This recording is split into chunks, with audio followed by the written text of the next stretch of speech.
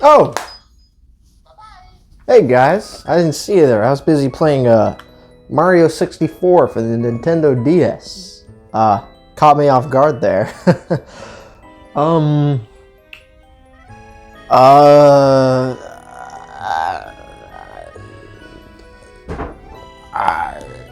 I bet you guys are here for a dinosaur review. Wouldn't want to disappoint my 2.5 subscribers, so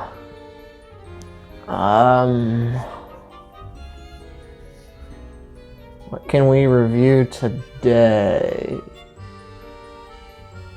I know what we can review. We're gonna take a look at the Jurassic World Dominion Strikers Megaraptor. Without further ado, let's get into this review so I can get back to my game. Let's do this.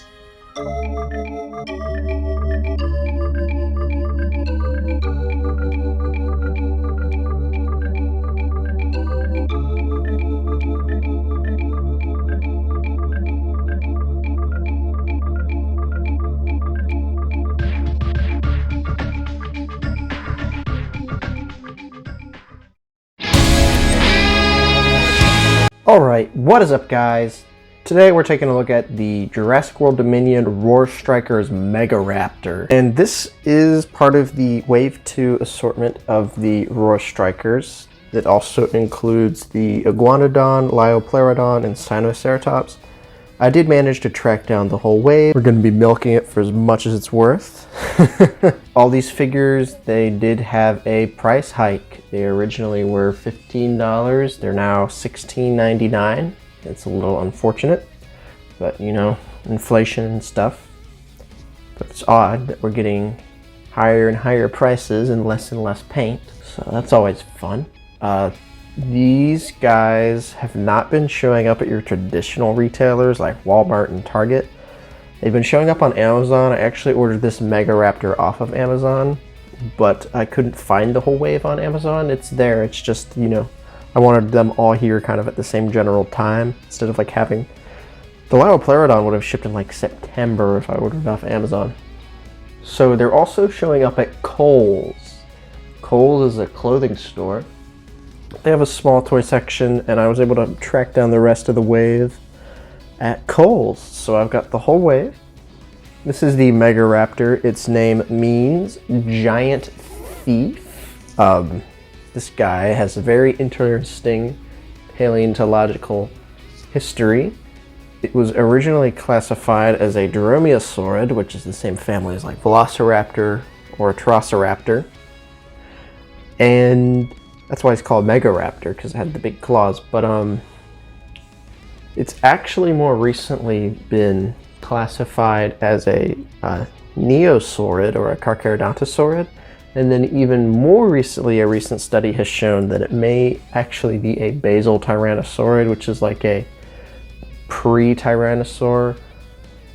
I don't know, Mattel's figure really leaned into the raptor naming of it, and it looks quite nice. My least favorite of the wave, I just don't like the paint coloration. I would prefer a more tropical looking color scheme, or more like sandy color scheme.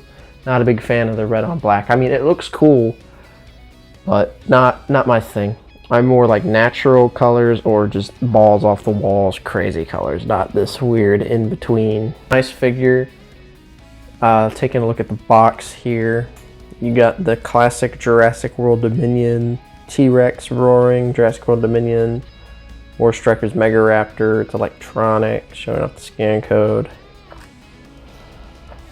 Back of the box shows the rest of the wave, which I do have.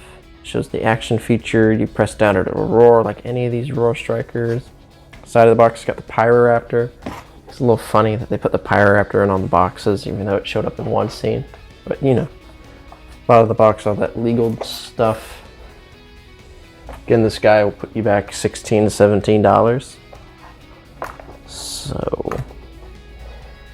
let's, without further ado, let us get this guy cracked out of the box. I hate opening these toys, not because I'm an out-of-box collector. They just have made the Roar Strikers boxes an absolute pain to open, because they don't want people stealing them. So wish me luck, guys. Let's crack this guy open.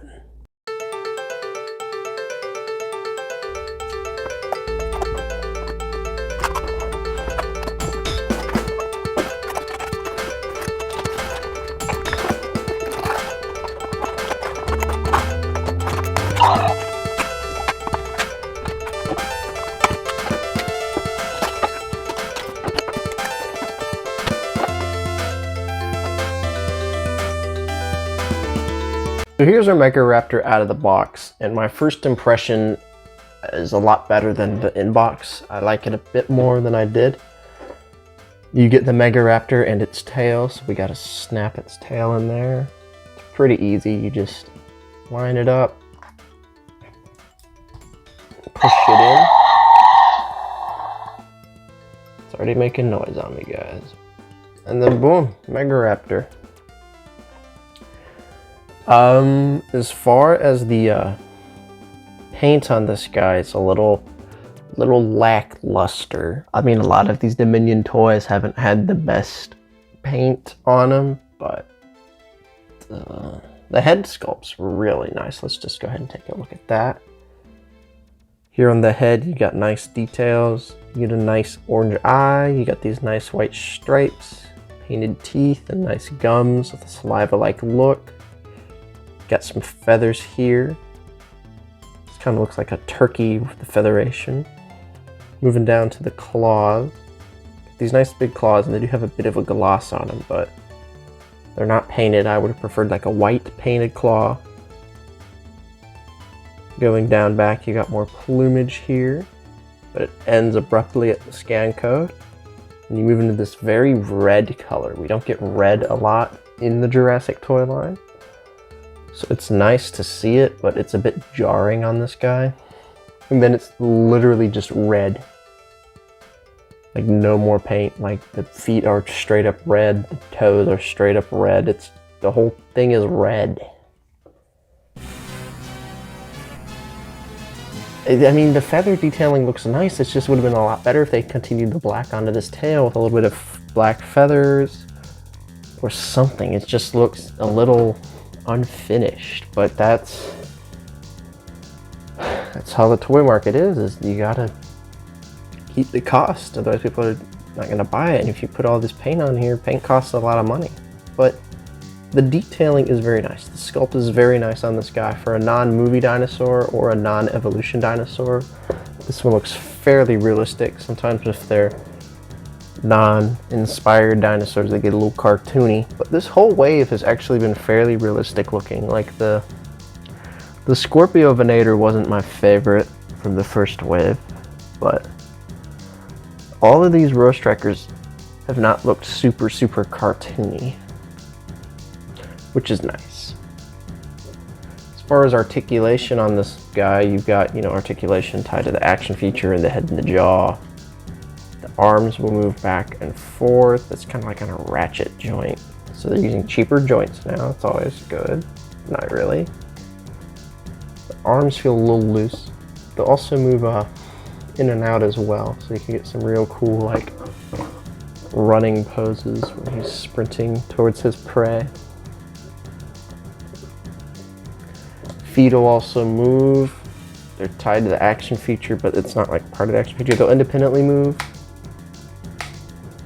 But they do have like a clicky noise because they are tied to that action feature.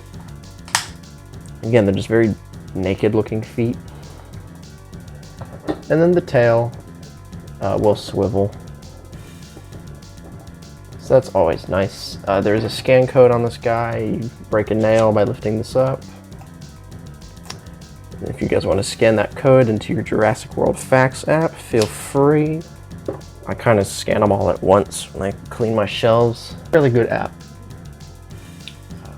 So action feature on this guy. It's a Roar Strikers figure. So what you're going to do is press down on it. And it'll chomp and make a noise. It has a couple of different noises, I think 3.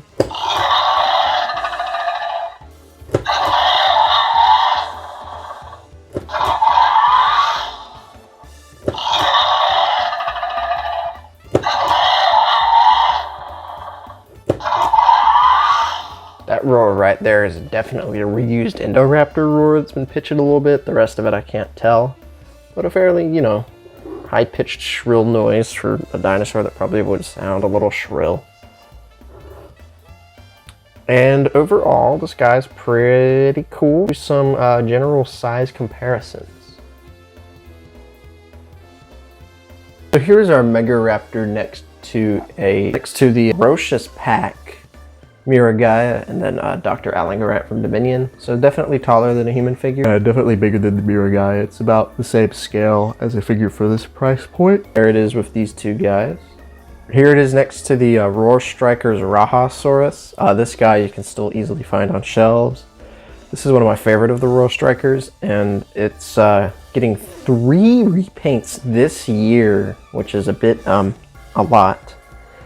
Especially when there's older figures they could be re-releasing, like the Triceratops. So we're getting a green Rahasaurus with the Guile pack, as well as another one in the actual Roar Strikers line. This guy is fairly easy to find, but you gotta be careful if you see it like hunched over in a box. The action feature is broken, so don't buy that one. But for a similarly priced figure, they are about the same size. And they cost, well, this guy would actually be $1 cheaper. This guy's a $1 more expensive, but that's just because of, you know, inflation and the time they come out. So, very similar figures. And they look pretty good next to each other. And then for the final comparison, here it is next to a Triceratops. This would be red.